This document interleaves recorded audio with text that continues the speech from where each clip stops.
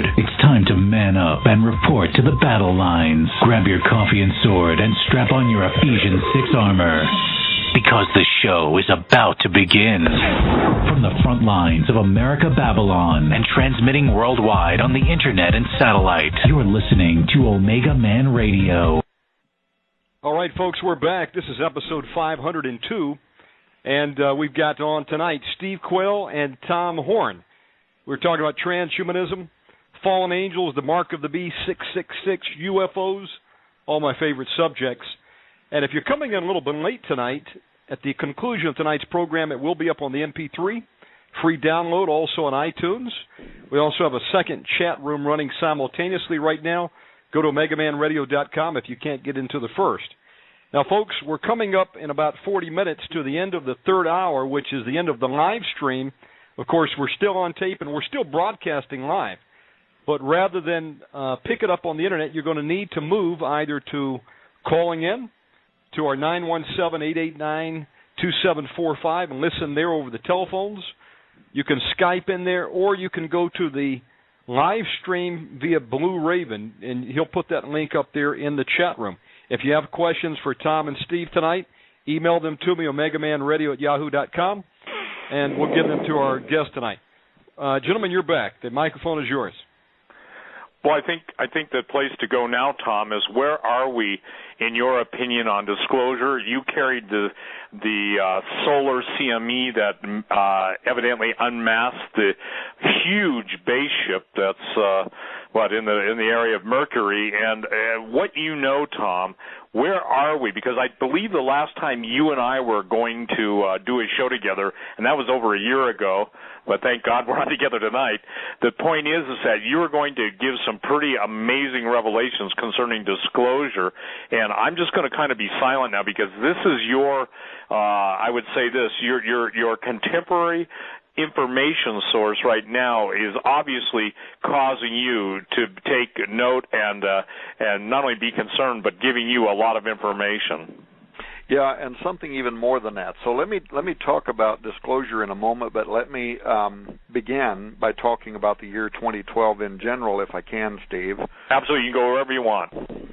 What I found, as you know, I was doing a tremendous amount of research. I traveled to I don't know how many states when I was writing Apollyon Rising 2012. I had sit-downs with members of the 33rd degree Freemasons there in Washington, D.C. I've been interviewed in the meantime by congressmen and senators. Nobody has disputed anything I wrote, by the way, in Apollyon Rising 2012. But it raised some other questions. And there are some very ominous things now that appear to be unfolding as we move into the year 2012. Disclosure is going to be one of those, but there's an even bigger disclosure, I think, that is coming. And so let me kind of predicate this by saying this. I found something very curious to me. I didn't start out having a big interest in the year 2012 as it related to Mayan prophecy. And I'm not going to repeat all that because you and I did a show on that before. What did, though, strike me as curious was how many other ancient pagan cultures also referred to the year 2012 in apocalyptic language, not necessarily meaning the end of the world, but meaning that very apocalyptic things would be happening. They coupled it with the return of their gods and then the emergence on earth of a new form of humanity. That's the pattern over and over again from very ancient cultures. So, first of all, you have this year, 2012. It's tied. People need to think about this. This year that's coming, 2012, represents the end of the precession of the equinox and the sun moving along the ecliptic. This is the end of a 25,800-year full cycle of the sun through the zodiac. And these ancient cultures that somehow had this advanced knowledge, including the Mayans, believed that this was not only something that would be naturally phenomenal, but somehow it had something to do with a spiritual significance, at least to the occultic mind. almost all of the ancients that I studied and that I cite in the book, and some besides that I discovered since,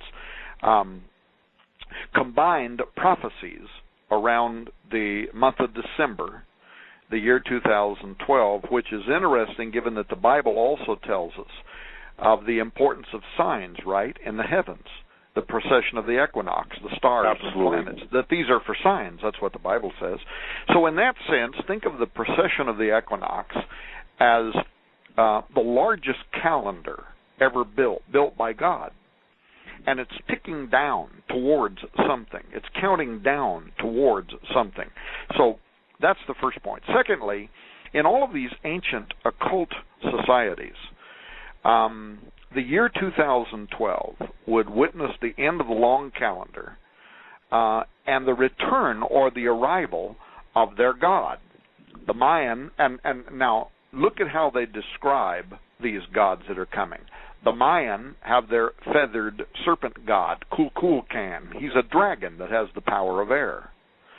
The Mayan underworld god, Bolanyakteku, who was also in the news again this week, by the way, in a lot of different news media, will also rise up from the underworld at the same time the 9 support gods that represent the planets are going to descend. And when you read the inscription there from Tortequero, Mexico, about the descent of these gods at the arrival of Bolanyakteku, it sounds very much like an alien invasion, a sudden descent of a whole lot of somethings filling the air above the earth.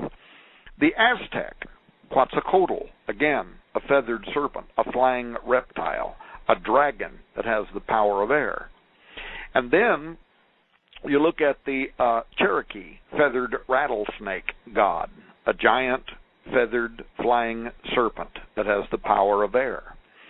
Now you look at the Hindu Kali Yuga calendar, and this is interesting because in the Brahma Vavarta Purana, which is a Hindu text, Lord Krishna tells Ganga Devi that a golden age is going to come in the Kali Yuga.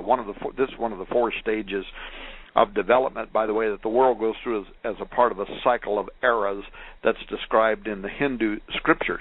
But the 2 important elements that Lord Krishna says are going to occur is a golden age is going to start 5,000 years after the beginning of the Kali Yuga, and that date will represent the emergence of a new world order and an enlightened form of humanity will emerge upon the earth, which of course matches the Mayan calendar dates almost perfectly. And the idea, did you notice lately what these modern Mayan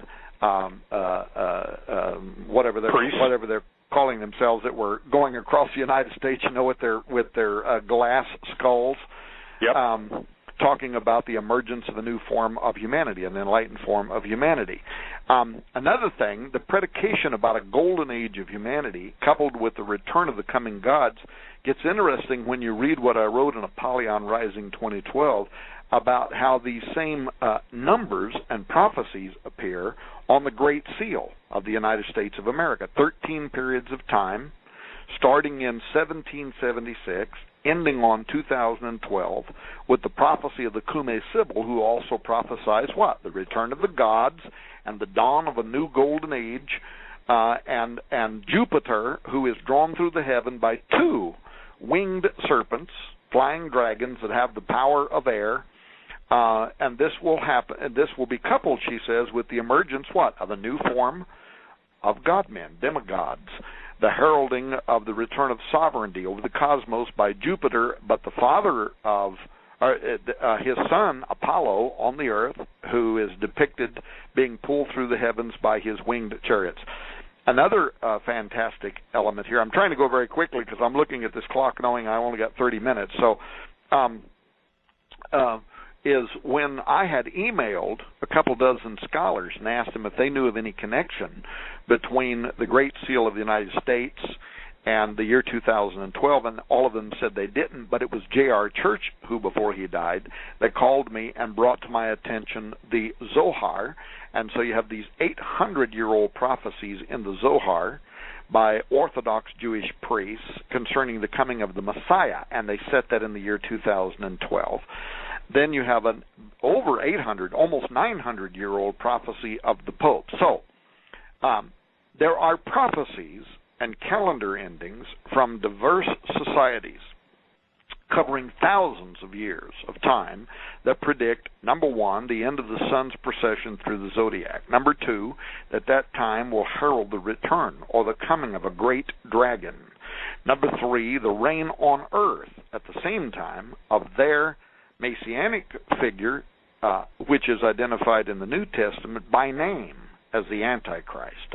Number four, the appearance of that messianic figure around the time of a final pope, potentially the false prophet. Number five, this is a time of great tribulation on earth.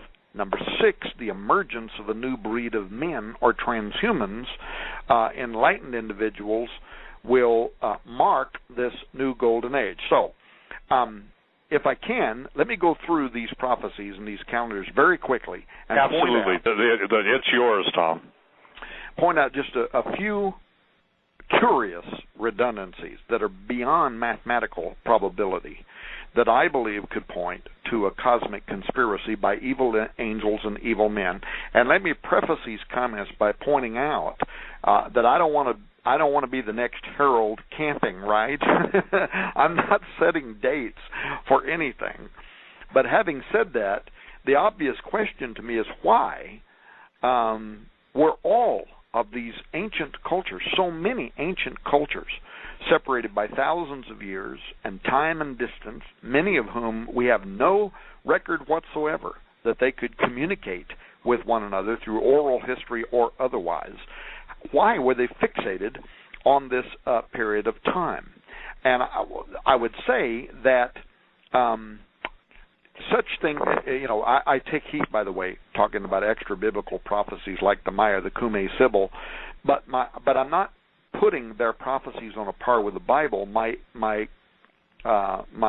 interest in this is what is the spirit behind them trying to accomplish, and sometimes demonic forces have been astonishingly accurate throughout history. Occult power, providing supernatural perception to occult individuals. This was, by the way, illustrated by Jannes and Jambres in 2 Timothy 3:8 that withstood Moses in the Old Testament.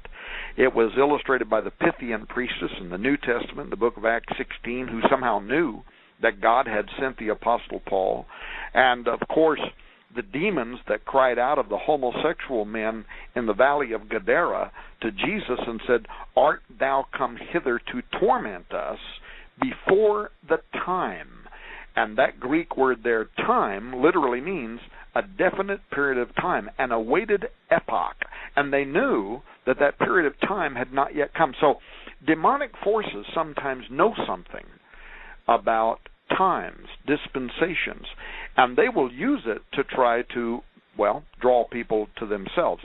And that becomes important when you look at the concatenation of events over thousands of years by pagan cultures concerning this year 2012. So it's 1032, so let me go just real quick.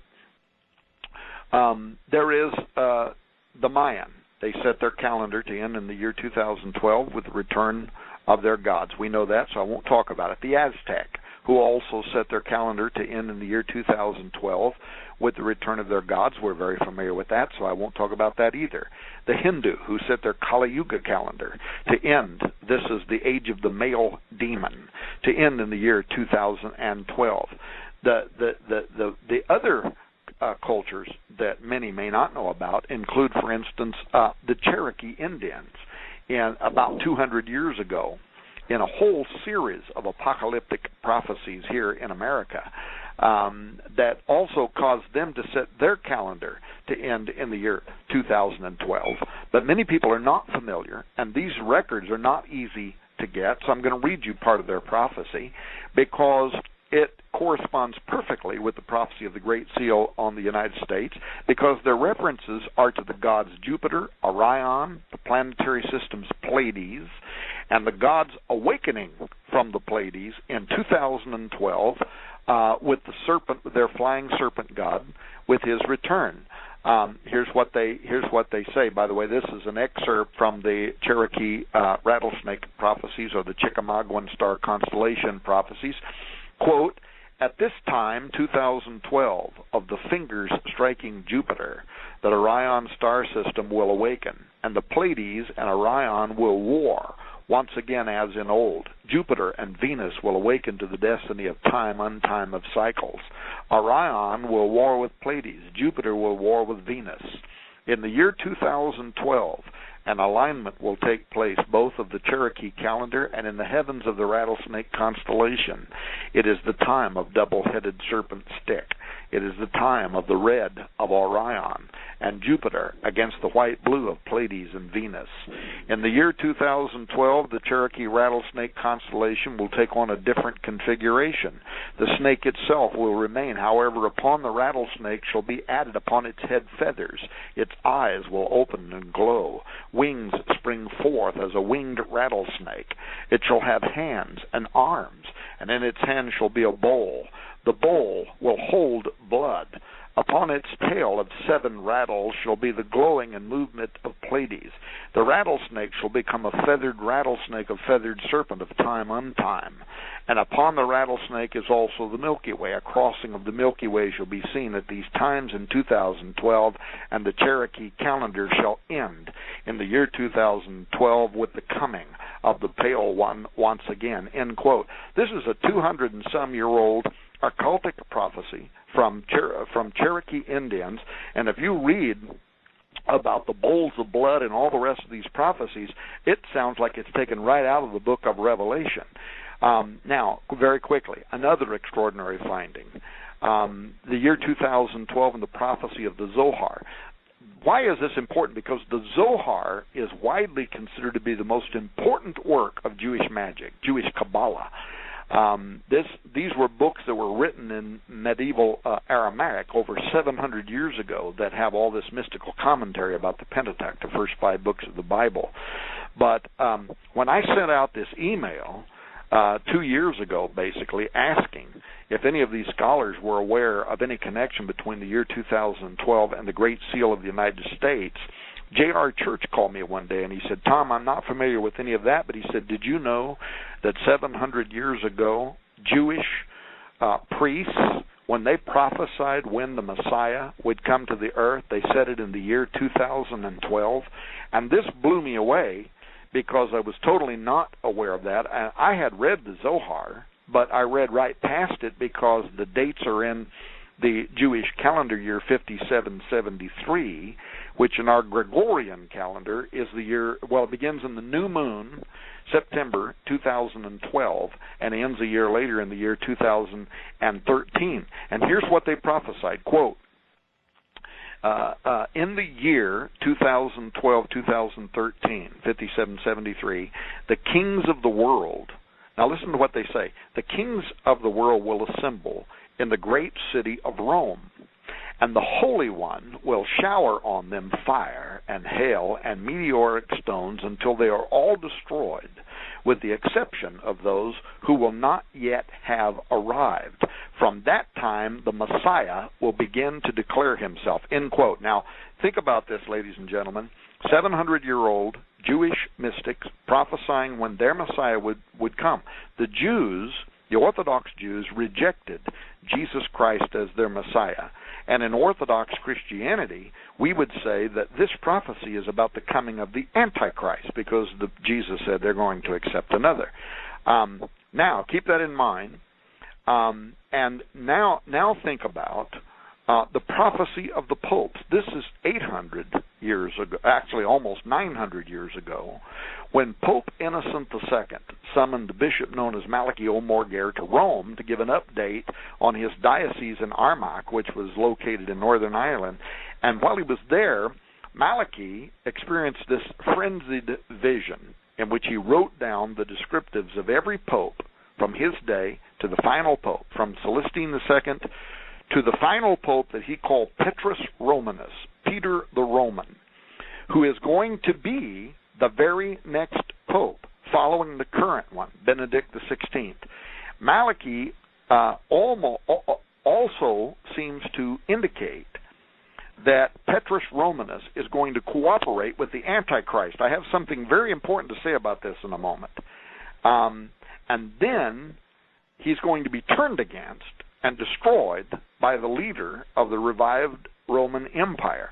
Now, a couple of things to know. Number one, Benedict XVI has had threats against his life. He's 85 years old. He's had health issues, and he's been hinting recently about stepping down.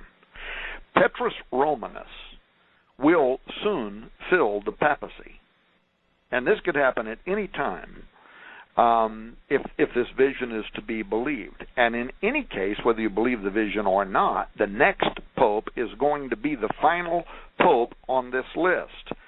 And here is what the prophecy of Malachi O'Morgir says about him. He will assume authority, quote, he will assume authority during a time of great tribulation, and then the city of 7 hills will be destroyed, and the terrible and fearsome judge will judge his people, end quote. So you have a 900-year-old Catholic mystic who says that the city of 7 hills, Rome, is going to be destroyed. You have a 700-year-old series of prophecies from Jewish mystics also saying that the world is going, that the leaders of the world, the kings of the world, are going to assemble in the great city of Rome, and the Holy One is going to shower on them fire and hell and meteoric stones. So both of these prophecies telling us that the city of Rome is going to be destroyed. There's another, by the way, there's a whole series of more comparisons to this occultic nature around the year 2012 that we will publish very soon. For instance, that this dating. Let's see, how do I want to say this? Because right now I'm in a situation where I can't say too much. There's a theologian who is working with me on a new project, and I'm going to give you the title to the project right now. The title is Petrus Romanus, the Final Pope is Here. This is a very important, probably the most important piece of research I've ever done. I'm working with theologian Chris Putnam. Steve, you've linked to articles on his website before, logosapologia.org. Yep. He is incredibly intelligent, and he is a gifted writer, and he has agreed to work with me on this project. I've also hired a private investigator. I don't know if I'll have time to explain why. But note, Chris sent me an email a few days back concerning this year 2012. I want you to see something that he says here that's very interesting.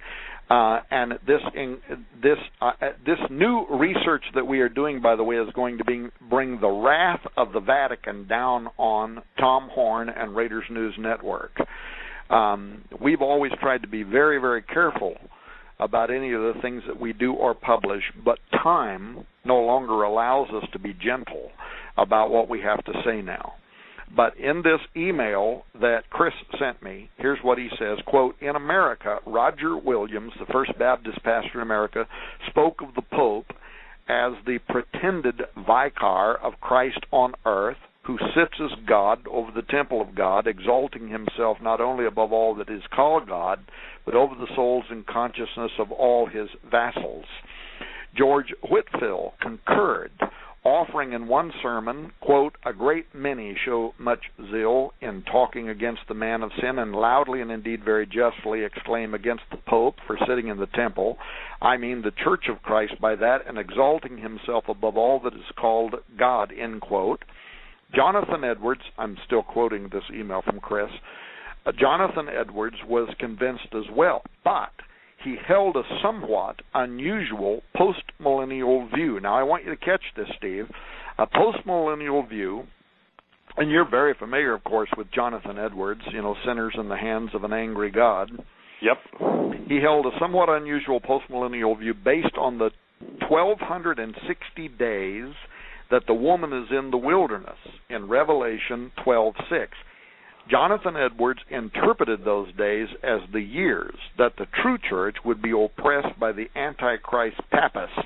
Edwards considered that the most likely time for the end of the reign of Antichrist would be 1260 years after A.D.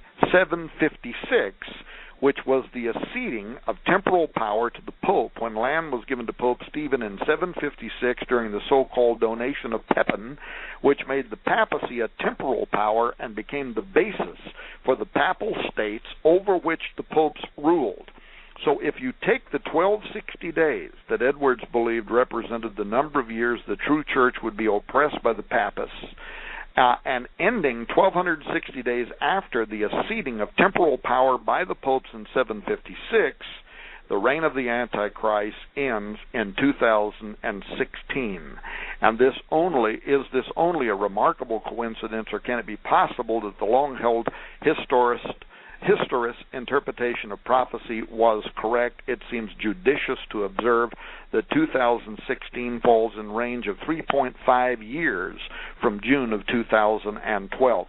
Now, I gave you that as only one quote. I have other information about this that is much more pressing, but it goes along with this whole idea that over time there has been an occultic presence.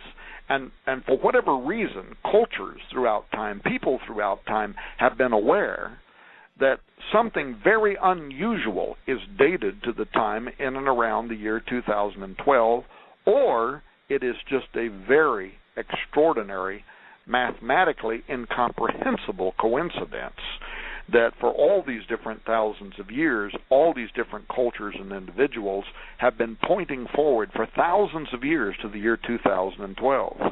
But if it's not a coincidence, Merry Christmas, ladies and gentlemen, because in just a few days we start clicking down towards something that an awful lot of cultures have been waiting for thousands of years. I think it's interesting, too. It's a return to the Golden Age. That's exactly when the fallen angels ruled on earth. Whenever you look at Greek mythology, they always refer to it as a golden age. Do they do not, Tom? Yeah, they absolutely do. And so now we've got the planets descending on the Earth, and obviously what most people don't understand is that the Hebrew tradition teaches that the stars were the abode of the angels, but also that the planets were the stones of fire spoken of in Ezekiel. So the thing is that let's say God in His wisdom, His mercy, His foresight, His unique calendar, and when I say God is unique, no qualifiers in front of it, no qualifiers, amplifiers after it. I mean, unique. And now we've got the whole thing. It's coming from above. It's coming from below. And the old statement, as above, so below.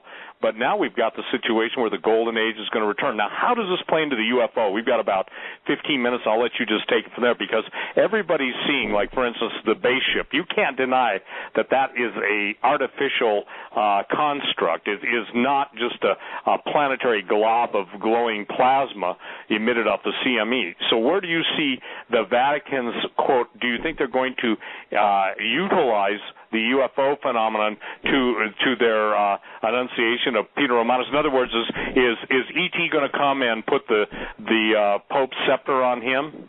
I'm not being wise. I don't mean that to be sarcastic. Yeah, well, first of all, we will be naming Petrus Romanus. I got you. It would raise the hair on the back of your neck if I could tell you what we are doing right now. And in fact, I would very much appreciate your followers keeping us in prayer and interceding for us, that we'll be safe during this entire project. Now, I think it was, to answer your question about the ET connection, I don't know if it was January. I'm losing track of time, by the way. I don't know if it's because I'm getting old or No. It's just because you're inhabiting the book of Revelation and the angels already whisper in your ear, time will be no more. How's that? Yeah, I think I'll go with that. So it was either last year or it might have even been the year before. You know, the Royal Society, remember that? The National Academy of Science in the UK and the Commonwealth. They had the NASA, the European Space Agency, all of them came in. and it was a celebration of their 350th anniversary as a scientific community, and they chose to ask the question, are we alone in the universe? Remember that? Was that last year or the year before? I think it was 2 years ago. Okay. Well, anyway, during that conversation, they had all these different people that came in, but also members of the Vatican sent in Father Jose Gabriel Funes, different ones that were trying to respond to this question, are we alone in the universe? And Father Funes gave this interview with the El Osservatore Romano newspaper, in which he basically he said we're probably not alone in the universe, and that if we discover intelligent life, it's not going to contradict our faith. He was one of a whole host of others you and I have talked about before, responding to the question of whether extraterrestrials would challenge our faith, and in addition to that, would they need to be redeemed? And Funes, and in fact, for that matter, I don't think I've read one Vatican spokesperson yet that has contradicted this position. They all seem to agree with it, that these extraterrestrials probably don't need to be redeemed. And Funes' approach to that was that God was made man in Jesus to save us. But if other intelligent beings are out there somewhere in the universe, we have not heard anything about their need for redemption, and therefore they're probably in full friendship with the Creator. And this term full friendship is really important in Catholic theology, because basically what it means is that these beings would be morally superior to men. They're closer to God than we are. They're not fallen. And as a consequence, they may actually come here to evangelize us. Now, this was something that was picked up by Guy Cosmonalgo when you and I talked about his book. This might be even 3 years ago, 4 years ago, whatever. Right, I was going to mention Cosmonaglo.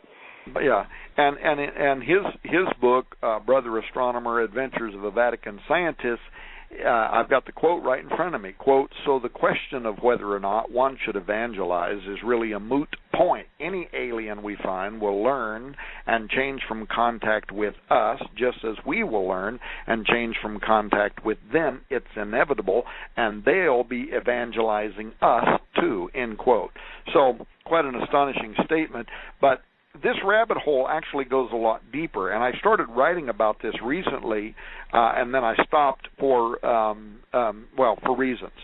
But there was a paper that was published not long ago for the Interdisciplinary Encyclopedia of Religion and Science, and it was written by a father by the name of Giuseppe Tanzella Nitti. He is a member of the Pontifical University in Rome, so he's among the intelligentsia in Rome, where the Vatican's deepest theology is discoursed. And in this article, he was explaining how mankind might need to be prepared to be evangelized by the aliens when they. In other words, they're the gods who created us. Even if they're not the gods that created us, they're the evangelists of the gods. Or they're the representatives, maybe, and we just missed it in Jesus, but now we get it in them. Yeah, and actually, according to him, contact with non-terrestrial intelligence is going to offer new possibilities of better understanding the relationship between God and the whole of creation. If somebody wants a copy of this astonishing article out of the Vatican, they should email me because it'll blow them away. He actually states that it will not immediately oblige the Christian to renounce their faith in God when the aliens arrive, simply on the basis of the reception of their new and unexpected information. But the renunciation of our faith could come soon after. I'm not kidding. These are actually his words. Could come soon after as the new religious content originating from outside the earth is confirmed as reasonable and credible. Now, by the way, Steve, I don't know how you would confirm information from outside the earth as reasonable and credible, but he says, quote, once the trustworthiness of the information has been verified, the believer would have to reconcile such new information with the truth that he or she already knows and believes on the basis of the revelation of the one triune God, conducting a reading of the gospel inclusive of the new data.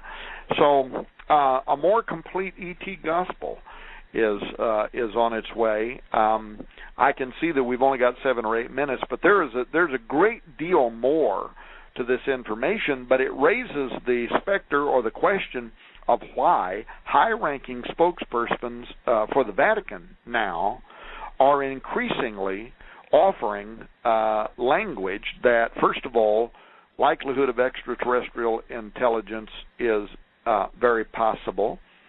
These ETs are probably morally superior than we are, since we haven't heard anything about them needing to be redeemed by Jesus. They're probably closer to God than we are, too. Right, and Tom, that's why they're morally superior. That's why they have to come to Earth for a good time with Earth women and probe them sexually and do everything that the Catholic Church has even railed against as incubus and succubus.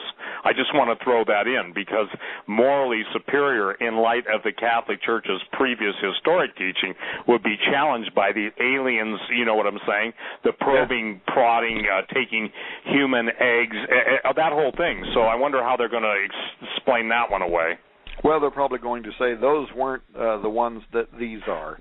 Okay, so it's a good aliens, bad aliens, and in the end they're all bad, and that means guys like you and I who are saying beware, be wary of these things.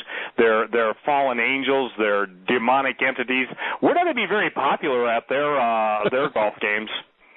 Yeah, well, I'll tell you something. I think this could be very consequential in the months ahead. Yep. And actually, it reminds me of a headline, and I don't know if you recall this. It was a headline. It was at the Washington Post. It wasn't very long ago, and it was, and I even remember the writer's name was Mark Kaufman. But what he was talking about, and people could Google this, they can find it for themselves. He was talking about how back in 1996, following the discovery of that meteorite, from Mars that was found in Antarctica that was thought to have fossilized remains of organisms, living organisms, at that time, Vice President Al Gore convened a meeting of scientists, religious leaders, journalists, in order to discuss the implications of a possible discovery of extraterrestrial life. And according to that Washington Post report by Mark Kaufman, I'm giving you his name so you can look this up, Gore walked into the room armed with questions that were on note cards, but he put the note cards down, and he asked the gathering, he said, what would the discovery of extraterrestrial life mean to people of faith? Several conferences, 3 major workshops were held. The most recent sponsored by NASA. This is an excerpt from the article now I'm reading it. The John Templeton Foundation, the American Association for the Advancement of Science. Its report was called Philosophical, Ethical, and Theological Implications of Astrobiology, was published last year. Connie Burtka, a Unitarian minister with a background in Martian geology. I lost my quote here from Al Gore that I wanted to read. But it had to do with the centrality of humankind in the universe, and more importantly about the creation story in the Bible. And Tom, pardon me 1 second. Hold that thought for one moment. We're going into the final 2-minute warning before we have to switch streams. I want to tell everybody who'd like to be here for the last hour, call now, 917-889-2745, or go to Stream 2, and the link is there in the chat room right now for our final bonus run. Tom and Steve, how are you all looking for time? Do you all have the availability to go the final bonus round? Well, sure. I'm planning on, Tom, you can go the next final hour with questions, correct? Sure. Yep. Just like a man that is prepared and always has an extra roll of toilet paper. When all is lost, we have one more hour. Gentlemen, if you get dropped by the switchboard, do not fear. I have your number, and I'll dial you right back, so don't worry. Sometimes it does that. We've got a minute and a half. For those that may not join us for the fourth hour, would you give out your contact information, please, gentlemen, where they can order your books? Yeah, just RaidersNewsUpdate.com is the best way to contact me. And mine is SteveQuayle.com, SteveQuayle.com. And again, my email is there on the website, but it's info, INFOSQ, at SteveQuayle.com. Again, folks, RaidersNewsNetwork.com and SteveQuayle.com. And our guest tonight, Tom Horn and Steve Quayle. This is episode 502. We're going into the final round. Call now to get into the switchboard to hear the final hour, 917-889-2745, or go to the alternative stream link provided by Blue Raven. We're posting it now. Gentlemen, why don't I do this? I imagine it probably will drop you, so I'm going to disconnect from you and bring you right back in for the final hour. Is that okay? Sure. You'll stand by, and I'll call you right back.